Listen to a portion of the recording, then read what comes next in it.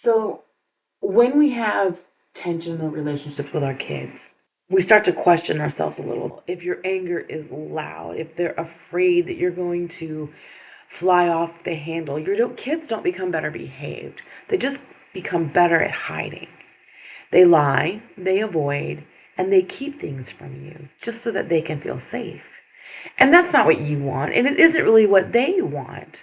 Inside the unspoken authority, I show you how to create that trust without the tension so that they don't have to lie and you don't have to not react,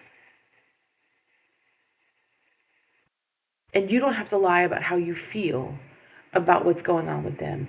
But you create a place of trust so that both of you feel comfortable, or all of you feel comfortable communicating. The link's below.